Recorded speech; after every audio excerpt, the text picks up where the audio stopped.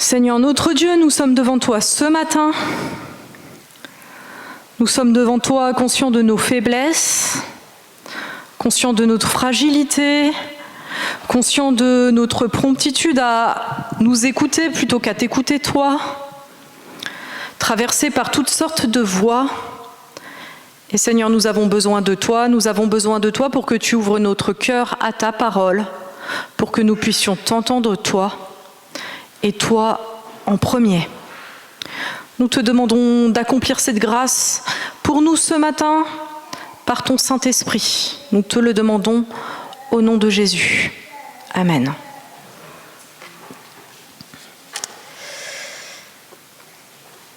Alors le texte que je vais vous lire se trouve dans l'évangile de Matthieu au chapitre 20, les versets 17 à 28.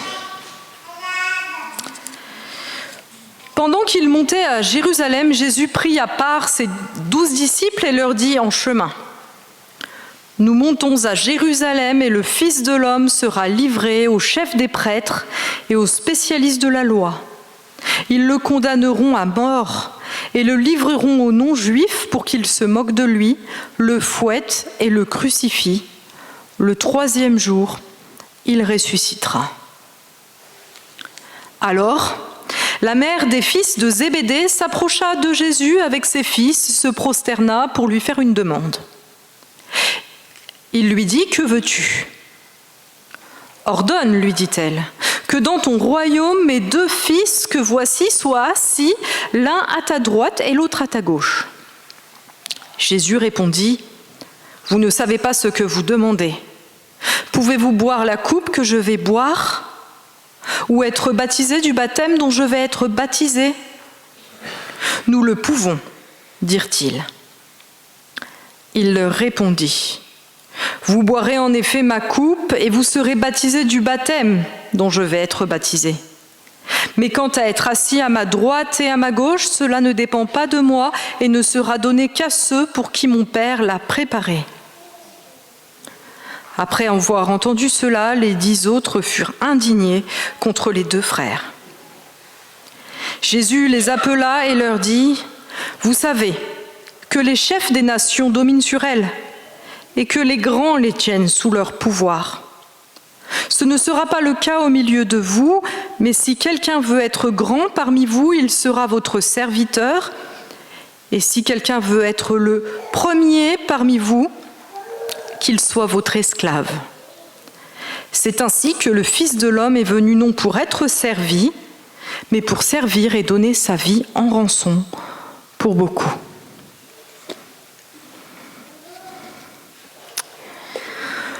Le pouvoir tel qu'il fonctionne dans le monde, eh bien voilà ce qui se produit très souvent. Très souvent, il y a des chefs. Et puis les chefs dirigent les choses comme ils le souhaitent, à différents niveaux. Et puis parfois il y a des problèmes, le pouvoir des chefs est contesté. Il y a d'autres personnes qui disent ce que fait ce chef n'est pas bien. Et alors 2 possibilités, le chef met fin à la révolte et il reste le chef, ou l'opposition l'emporte et qu'arrive-t-il ? Un nouveau chef qui lui-même à son tour va faire ce qu'il a envie de faire. Et autour de ces chefs, eh bien des gens qui sont contents de se laisser diriger, qui sont contents de trouver des chefs. Voilà comment fonctionne le monde. Voilà comment fonctionne le monde sur le plan politique, depuis la nuit des temps. Voilà comment fonctionnent toutes les entités où le pouvoir se déploie, c'est-à-dire toutes les entités humaines, le travail, les associations et tout ça, je dirais même, et l'Église aussi. C'est ce qui se passe là, d'ailleurs, avec les disciples de Jésus. Nous avons les fils de Zébédée qui demandent à Jésus d'avoir des places de chef, en fait. Voilà. Jésus, juste avant, a dit qu'il régnerait et que les disciples seraient sur 12 trônes avec lui. Un petit peu avant, il a mis beaucoup en valeur Pierre, en disant que c'est sur cette pierre qu'il bâtirait son église. Et là, les fils de Zébédée se disent « ce serait quand même bien que ce soit nous les chefs ». Alors ils vont voir leur maman pour arranger un petit peu l'affaire. Rien de nouveau sous le soleil, vous voyez. C'est comme ça que les choses fonctionnent. Jésus le sait. Et puis il y a les autres, ceux qui sont indignés. Pourquoi ils sont indignés? Est-ce qu'ils sont indignés parce qu'il y a un chef? Non. Ils sont indignés parce que eux, ils aimeraient être les chefs, ou ils aimeraient que leur candidat soit le chef. Voilà comment ça fonctionne dans le monde. Et Jésus dit, ça fonctionne comme ça, mais dans mon royaume, ça ne doit pas fonctionner comme ça. Alors, comment est-ce que ça doit fonctionner dans le royaume? Et comment ça doit fonctionner dans l'Église, où on essaie déjà de vivre dans ce royaume, où on essaye déjà de vivre l'autorité de Christ sur cette terre? Voilà ce que nous allons essayer de mettre en avant aujourd'hui, et nous verrons encore que ce n'est pas une chose facile, tant ce que propose Jésus est différent de ce qui se passe habituellement dans le monde. Premièrement, servir dans le royaume, c'est répondre à l'appel de Dieu, et c'est pas mettre en œuvre nos propres plans. Pourquoi il y a des gens qui veulent être les chefs dans le monde? Premier aspect, qui est la racine de notre rapport au monde, au pouvoir, du monde au pouvoir, c'est simplement le désir de faire ce qu'on veut, le désir de faire ce qui nous semble bon, ce qui nous semble bien. Et ça, ça tient à notre cœur pécheur, tout simplement. Vous savez, dans le jardin, le serpent a dit à Ève, vous serez comme des dieux. Et puis, le serpent a encouragé Ève à manger de l'arbre de la connaissance du bien et du mal. Et maintenant, tout le monde pense savoir ce qui est bien, et tout le monde veut avoir ce qui est bien, ce qu'il pense bien, et tout le monde veut l'imposer aux autres.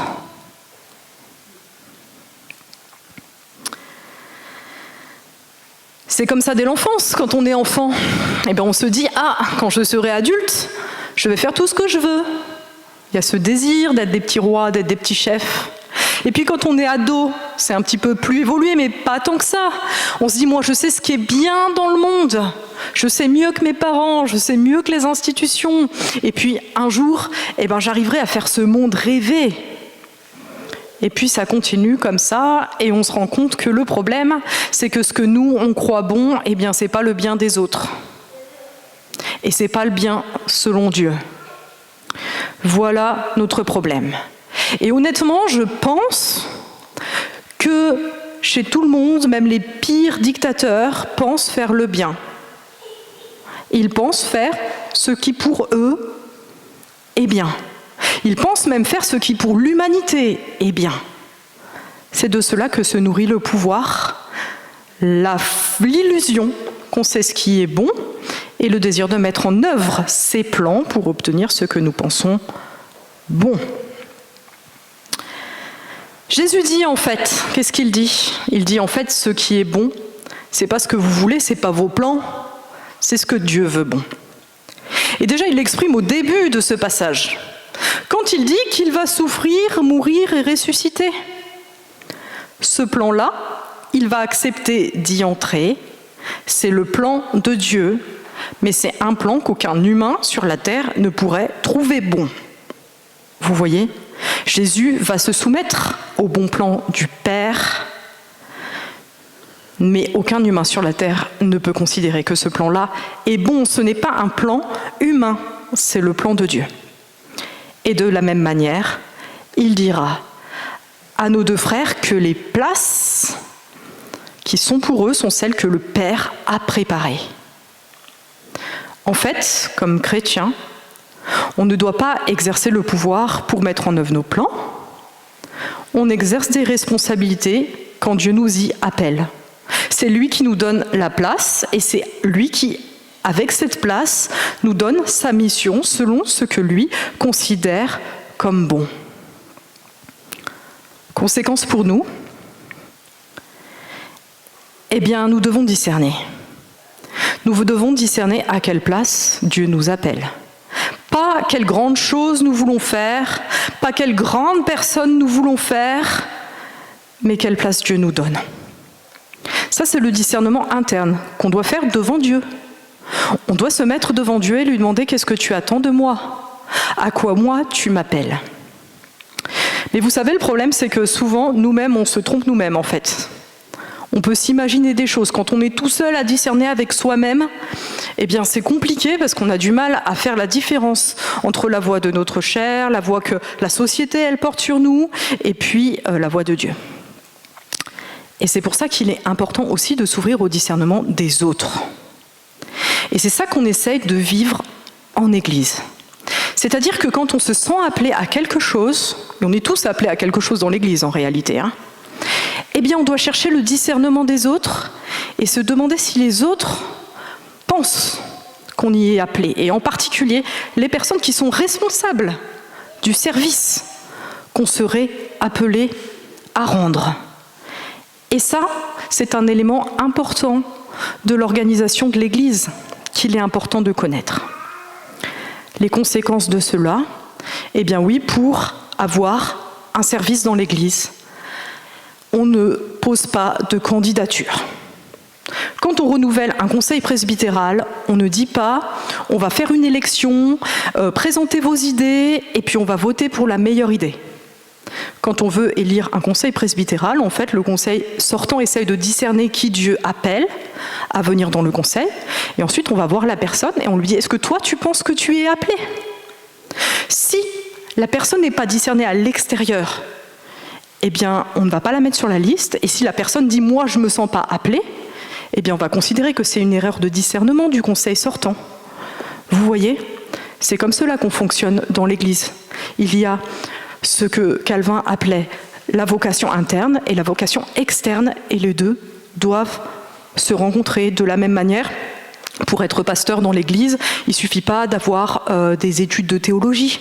Il y a un discernement qui se fait par l'Église. Il y a des gens qui ont un doctorat de théologie et ils ne sont pas pasteurs, en fait, parce qu'il n'y a pas ce discernement. Voilà comment cela fonctionne. Et voilà l'importance de discerner, de chercher auprès de Dieu là où il nous appelle. Et parce que nous croyons qu'il nous appelle à une place, une fois qu'on a cette responsabilité qu'il nous donne, on doit aussi discerner ce qu'il veut qu'on fasse. Parce que c'est ses plans qui sont bons, ce n'est pas les nôtres. Et là, fonctionnement aussi différent de l'Église. Alors là, c'est dans l'idéal, je sais bien qu'il y a des dysfonctionnements. Différence du fonctionnement de l'Église par rapport au fonctionnement du monde. Dans le monde, on va chercher des personnes qui savent ce qu'elles veulent. Des personnes qui ont un projet, qui vont mener les autres dans leurs idées, qui ont un agenda, qui savent ce qu'elles veulent faire, ça, ça et ça. Dans l'Église, on va chercher des personnes qui sont ouvertes, en fait. Pas des personnes qui veulent mettre en œuvre leur plan, mais des personnes qui vont chercher la volonté de Dieu dans l'Église. Ce qui passe par l'écoute de Dieu, dans la prière, par la remise en question de nos idées, et ce qui passe aussi par l'écoute des autres. Parce que si Dieu parle dans l'Église, qui est un corps, il ne va pas parler à qu'une seule personne. Et là encore, on a une différence forte de fonctionnement dans l'idéal, dans l'Église par rapport au monde. Et cette différence, c'est que dans le monde, pour prendre une décision, on va voter à la majorité. On va dire, cette personne a une idée, il y a cette idée, qui est pour cette idée? S'il y a 52 personnes pour l'idée et 48 contre, eh bien c'est l'idée qu'à 52 qui va passer. L'idéal dans l'Église, c'est pas ça. L'idéal, c'est qu'on discerne ensemble et qu'on se dise, s'il y a 48-52, ça veut dire que le discernement n'est pas fait. Et c'est qu'on essaye d'arriver à un consensus où chacun va bouger un peu son opinion, chacun va écouter Dieu, et on arrivera à la bonne décision, qui n'est pas la décision d'une personne, mais qui est issue d'un discernement collectif. Alors là, je vous dis l'idéal, mais bien sûr, à chacun de ces niveaux, l'ego se glisse, et notre péché vient s'insérer. Mauvais discernement sur des critères complètement humains. On veut mettre nos amis, on veut quelques avantages, on refuse d'écouter, on discerne mal. Mais ce qu'il faut avoir à l'esprit, c'est que nous croyons que le maître de l'Église, c'est Christ et qu'il est là. Et nous devons avoir cette confiance que malgré notre péché, malgré tout ce qui peut nous détourner du plan de Dieu, eh bien si nous lui demandons, il nous donnera le discernement nécessaire. Et il a gardé son Église depuis 2000 ans et il nous gardera encore. Alors croyons que Dieu parle, croyons que Dieu conduit son Église et tâchons d'être ouverts à son œuvre. Premier aspect, servir, c'est répondre à l'appel de Dieu et pas mettre en œuvre ses plans. Deuxième aspect, servir, ce n'est pas chercher son avantage, mais le bien des autres. Autre aspect de la spécificité du service en Christ.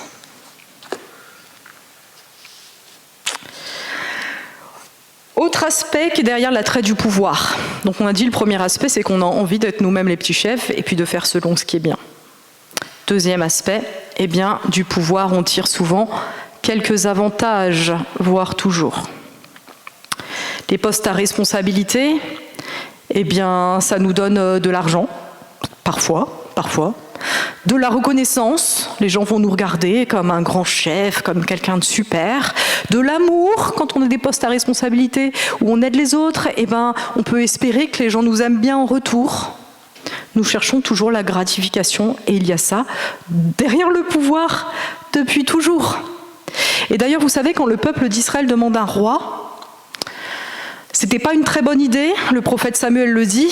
Il dit « C'est Dieu votre roi, vous n'avez pas besoin d'un roi. » Mais ils veulent quand même un roi et Dieu les prévient « Vous aurez un roi. Vous aurez un roi, on va vous donner un roi, pas de problème. » Mais ce roi-là, il va prendre vos filles pour ses servantes, il va prendre votre argent pour ses grands repas, pour ses fêtes. Bref, il va tirer avantage de ce pouvoir que vous allez lui donner. C'est comme ça que fonctionne le monde et Jésus le sait. Cependant, il ne doit pas en être ainsi dans le royaume de Dieu. Et il l'exprime encore une fois avec son exemple. Lui, il va donner sa vie en rançon pour beaucoup. Il ne va pas tirer avantage de l'autorité que Dieu va lui donner, que Dieu lui donne. L'autorité qu'il a déjà en tant que Dieu, mais il va, pour notre avantage, accepter le désavantage de la souffrance jusqu'à la mort. Vous voyez, c'est autre chose.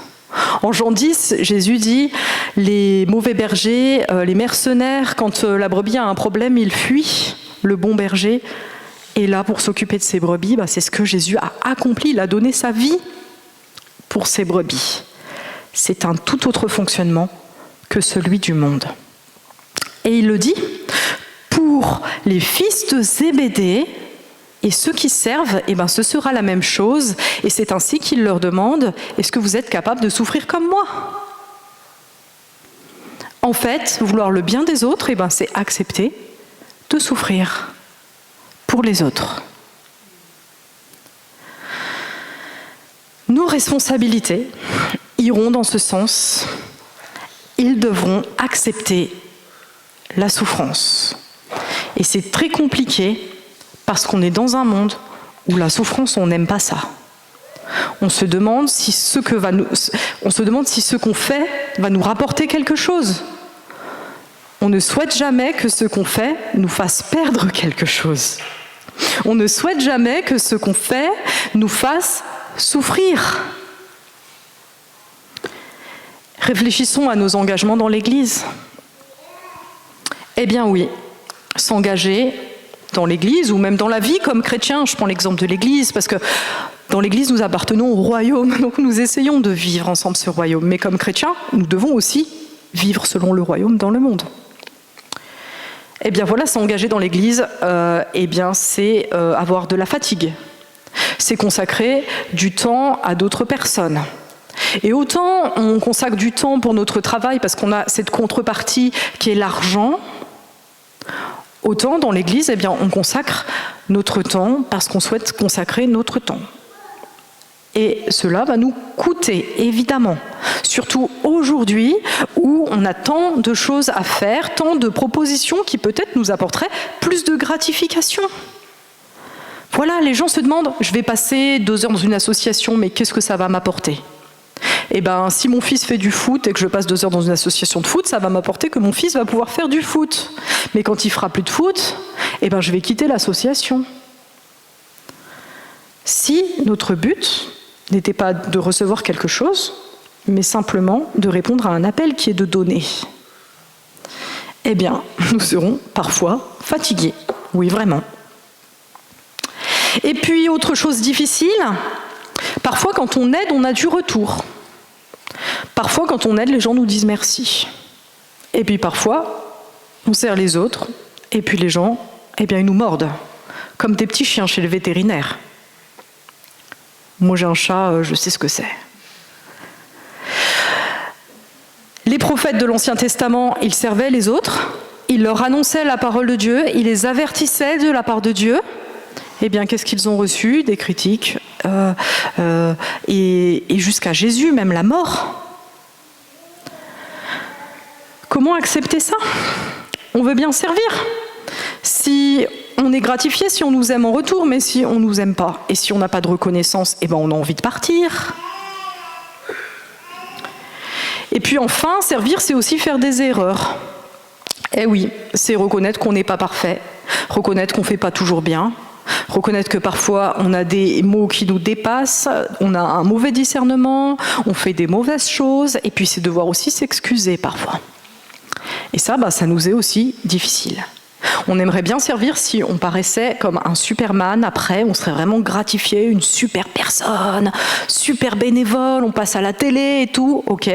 Mais la réalité, c'est pas vraiment ça. La réalité, c'est que souvent on se plante et que si on était resté à la maison, eh ben on se serait pas planté.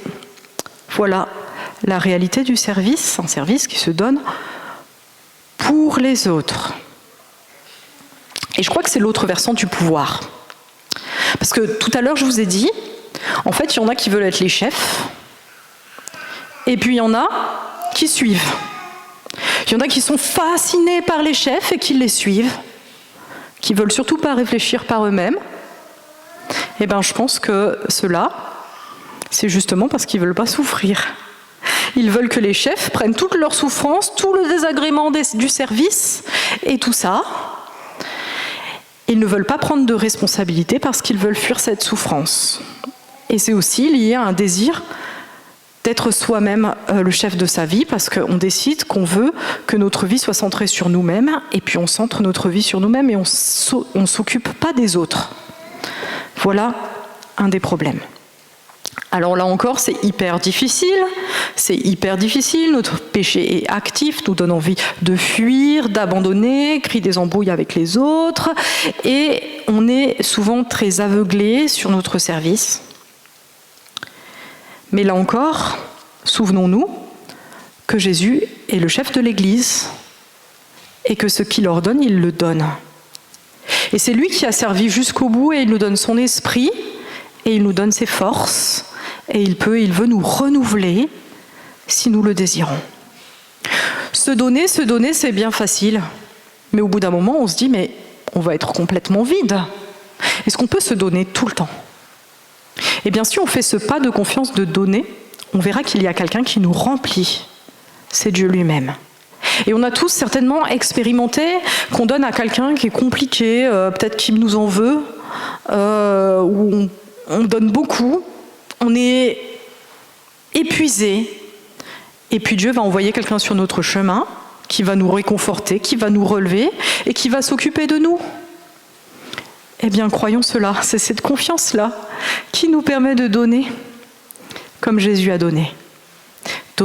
Jésus a donné sa vie en rançon pour nous, et le Père l'a relevé, il est ressuscité. Eh bien, nous croyons aussi que si nous nous donnons, cette promesse est pour nous.